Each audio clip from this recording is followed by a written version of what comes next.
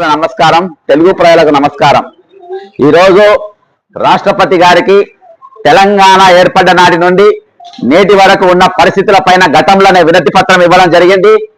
మరి ఆ ప్రభుత్వం మారినగా వచ్చిన కొత్త ప్రభుత్వం కాంగ్రెస్ ప్రభుత్వం మొట్టమొదటి ముఖ్యమంత్రి మరి ఆ ఆకాంక్షలు ఏవైతే మరి గాలి వదిలేసిందో ఈయననైనా నెరవేరుస్తారనే ఉద్దేశంతో ఈ రోజు కాంగ్రెస్ పార్టీ అధికారంకి వచ్చిన తర్వాత రేవంత్ రెడ్డి గారి ముఖ్యమంత్రి చేసిన తర్వాత ఈ రోజు అవుతున్న పరిస్థితి ఏంటంటే ఈ రోజు గురుకుల పాఠశాలలో 49 మంది ఈ రోజు వరకు మరణించడం జరిగింది।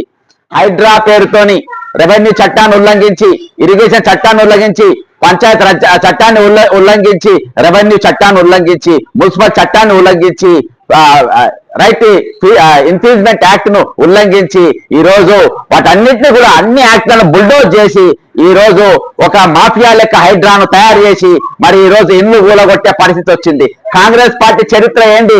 కాంగ్రెస్ పార్టీ చరిత్ర ఇల్లు కట్టించిన చరిత్ర, కాంగ్రెస్ పార్టీ చరిత్ర భూములు పంచిన చరిత్ర, కాంగ్రెస్ పార్టీ చరిత్ర ఎస్సీ ఎస్టీ బీసీ మైనార్టీని ఆదుకున్న చరిత్ర।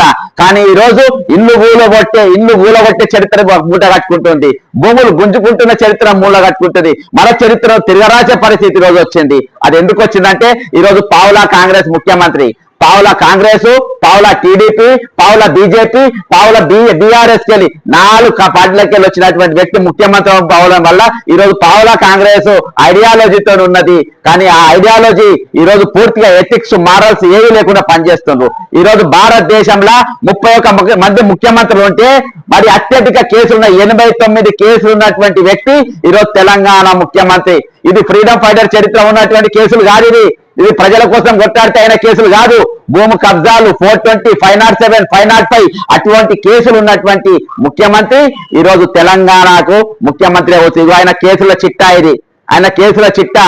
ఇన్ని కేసులు ఉన్న వ్యక్తి దగ్గర ముఖ్యమంత్రి పోస్ట్ ఉంటది, ఇన్ని కేసులు ఉన్న వ్యక్తి దగ్గర ఈ రోజు హోంమంత్రి ఉంటది। ఈ రోజు పోలీసులు నిష్పక్షపాతంగా ఏ విధంగా పనిచేస్తారు, ఈ రోజు కోర్టులు నిష్పక్షపాతంగా ఏ విధంగా పనిచేస్తారు అని చెప్పేసి రాష్ట్రపతి గారికి పేర్కొన్నటువంటి కేసులలో ఈ 89 కేసుల చిట్టా ఇలా 72 కేసులు అత్యంత క్రిమినల్ కేసులు ఉన్నటువంటి కేసులు ఇవి ఉన్నాయి। అంతేకాకుండా ఈ రోజు లగిచర్ల ఎస్టీల భూములు మరి ముందేమో ఫార్మా కంపెనీ అని చెప్పిండు, pharma company detailed project report టీమంటే ఇప్పుడు ఏది ఇండస్ట్రియల్ కారిడార్ చేస్తా అంటాడు। అసలు ఏ కారిడార్ చేస్తారో నీకే ఇది లేదని చెప్పేసి ఈ సందర్భంగా తెలియజేసిన।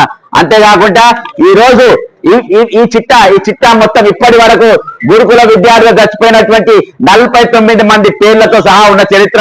వీళ్ళ గురించి అసెంబ్లీలో మాట్లాడరు, ఎందుకంటే వీళ్ళ గురించి మాట్లాడితే రేవంత్ రెడ్డి పైసలు రావు। దేని గురించి మాట్లాడితే వస్తుంది? పుష్ప సినిమా గురించి మాట్లాడితే వస్తుంది। పుష్ప చర్చ ఈ రోజు అసెంబ్లీ